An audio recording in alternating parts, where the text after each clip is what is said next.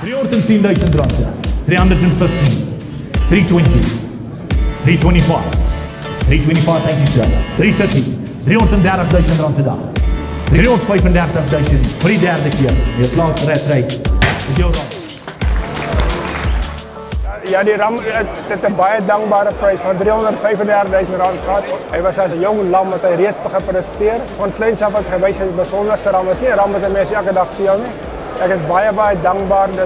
Dit is gene wat buite menslike se beheer is. Is genade van bo.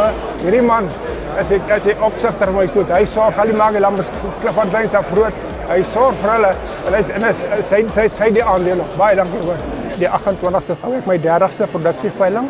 Ons bied 100 ramme aan waarvan 28 dubbel A-ramme gaan wees. En ons bied 500 van ons eie oeye aan. So ons sien uit na die veiling van volgende Woensdag want ek doop daar sal al die produkte vanaand hier sal volgende Woensdag ook daar wees. Baie dankie.